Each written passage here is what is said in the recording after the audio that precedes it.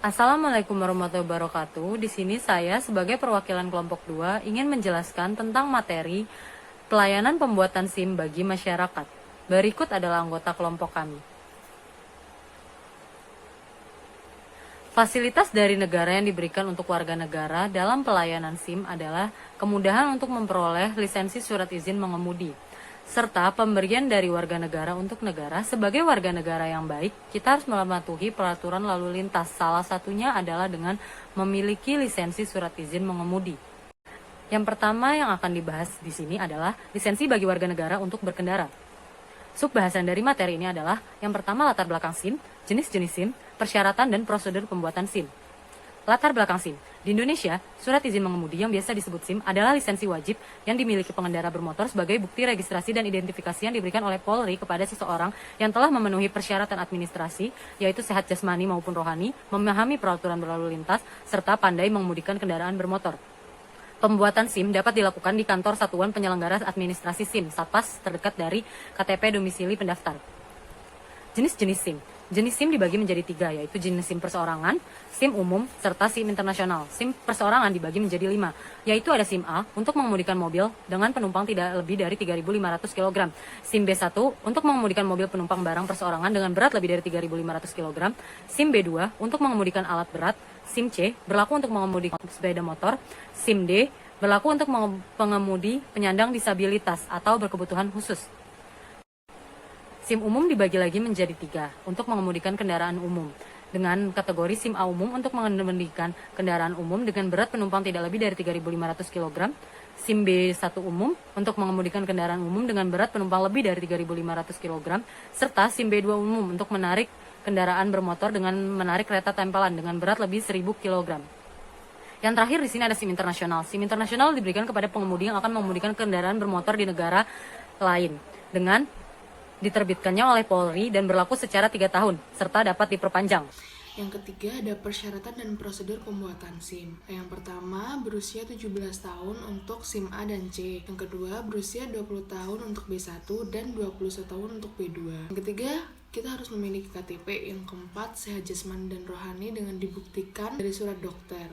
Yang kelima, bisa membaca dan menulis. Bagi SIM B1 dan B2 memiliki persyaratan tambahan. Yang pertama, untuk SIM B1 harus memiliki SIM A minimal 12 bulan. Untuk SIM B2 harus memiliki SIM B1 minimal 12 bulan. Selanjutnya, prosedur pembuatan SIM baru. Yang pertama, siapkan beberapa lembar fotokopi KTP. Yang kedua, membuat surat keterangan sehat jasmani dan rohani. Yang ketiga, ambil atau membeli permohonan pembuat SIM sesuai dengan tarif yang telah ditentukan dan membayar premi asuransi sebanyak 30.000. Yang keempat, isi formulir permohonan dengan lengkap dan benar untuk kemudian diserahkan ke petugas di loket yang telah disediakan.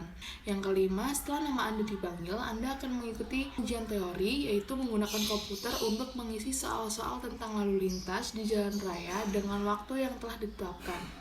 Jika lulus, dilanjutkan dengan ujian praktik. Yang ketujuh, untuk melengkapi data-data seperti tanda tangan, sidik jari, foto dengan menggunakan media digital.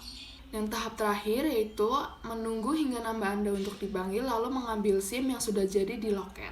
Jika lulus ujian praktik, baru SIM akan keluar. Jika tidak lulus, akan diberi kesempatan lagi untuk ngulang selama 7 hari, 14 hari, dan 30 hari tanpa dipungut bayaran. Begitu mengulang, lagi dan lagi, uang akan dikembalikan. Selanjutnya, isi pembahasan kedua yaitu tertib lalu lintas dengan memiliki surat izin mengemudi atau SIM. Dengan 3 subbab, yang pertama, fungsi dan manfaat SIM, yang kedua, perilaku warga negara yang taat aturan lalu lintas, yang ketiga, kerugian dan akibat apabila tidak memiliki SIM. Yang selanjutnya akan dilanjutkan oleh rekan saya, Rizky Fernanda. Saya akan menjelaskan fungsi dan manfaat dari SIM.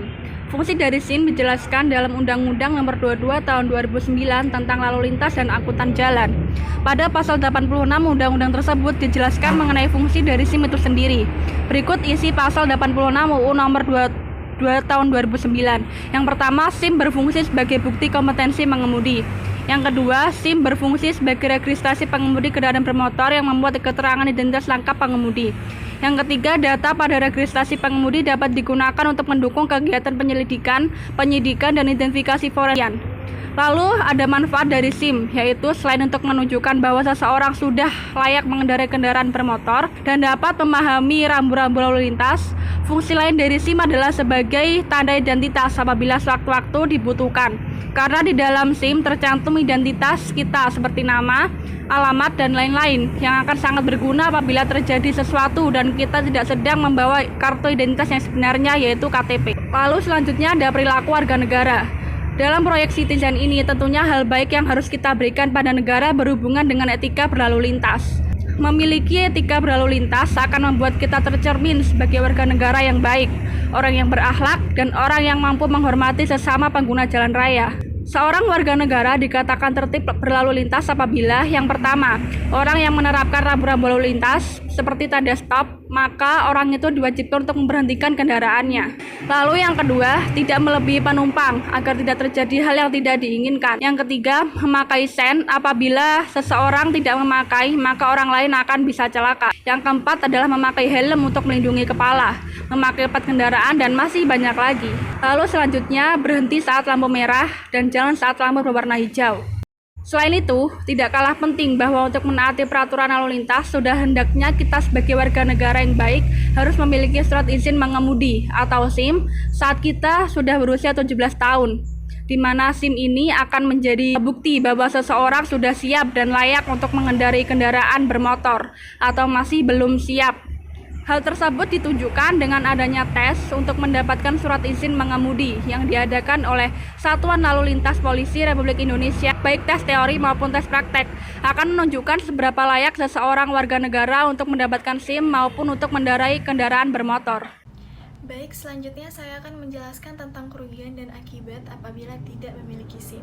Yang pertama adalah sanksi atau denda sesuai Undang-Undang Nomor 22 Tahun 2009 tentang Lalu Lintas dan Angkutan Jalan.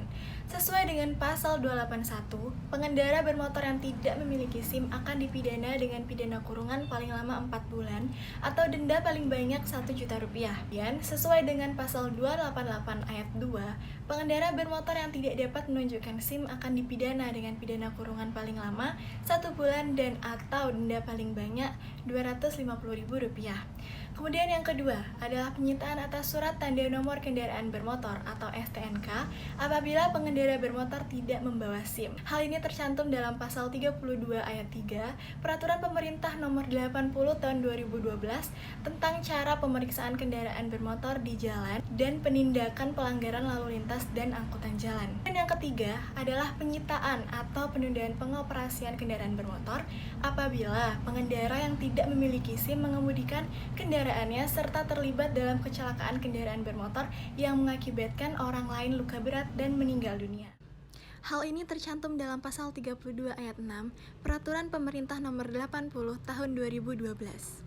Selanjutnya adalah hasil kuesioner yang kami bagikan kepada masyarakat tentang pelayanan pembuatan SIM bagi masyarakat. Dari kuesioner yang kelompok kami buat, dapat disimpulkan bahwa dari 59 responden yang sebagian besar berstatus sebagai pelajar atau mahasiswa, membuat SIM C untuk mendapatkan lisensi mengendarai kendaraan bermotor roda 2.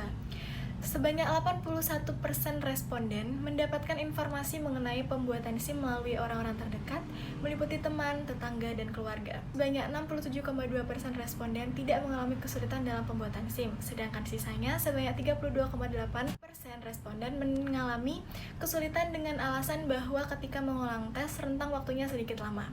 Sebagian besar dari mereka mengalami kesulitan di tes praktik berkendara, yaitu sebanyak 56,9% responden. Dari kuesioner ini kita tahu bahwa 77,6% responden menganggap tes mengemudi efektif dipraktekkan di kemudian hari, yaitu di kehidupan sehari-hari saat berkendara.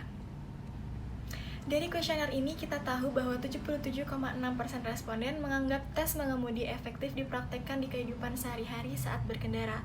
Selain itu, sebagai warga negara yang membuat SIM, 89,7% responden merasa dilayani dengan cepat oleh petugas dan 96,6% responden merasa dilayani dengan ramah oleh petugas. Sekian presentasi Project Citizen dari kelompok kami. Kurang lebihnya kami mohon maaf. Terima kasih atas perhatiannya dan wassalamualaikum warahmatullahi wabarakatuh.